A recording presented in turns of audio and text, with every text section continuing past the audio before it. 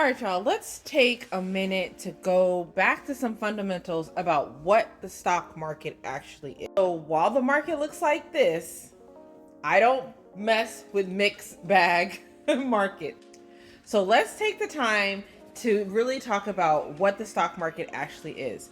You may have heard the analogy that the stock market is like a grocery store, but no one has ever explained it to you the way I'm going to explain it to you.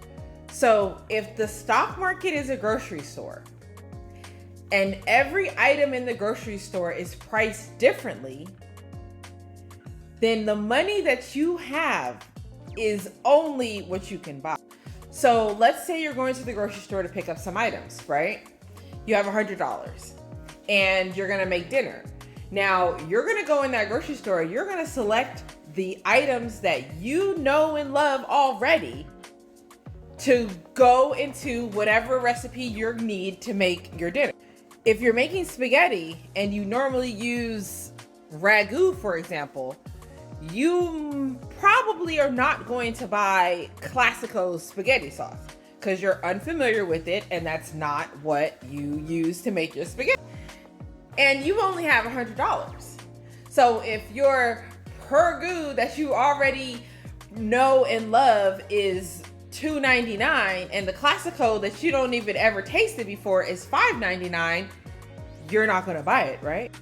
Essentially, that is what the stock market is about. It's a bunch of companies that may be similar, right? A Classico and Prego is basically similar, but they're different in their evaluation.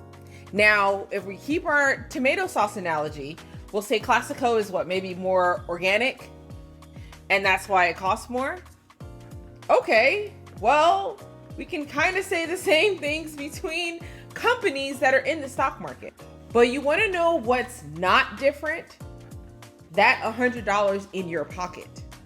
So when you go shopping at the stock market, what's the first thing? Think about it as your grocery store.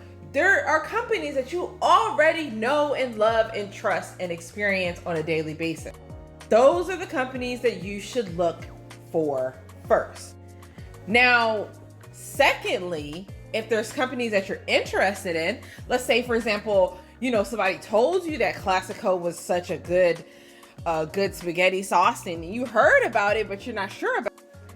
That's where you get my last price tracker. Every time you go to that grocery store, you document the price of Classico until you fully understand how it moves, what it's made of, what makes the price move. And then you'll feel confident enough to say, okay, I'll buy it. I'll try it.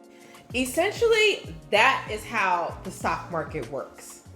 It's your independent relationship between you and a company, aka stock.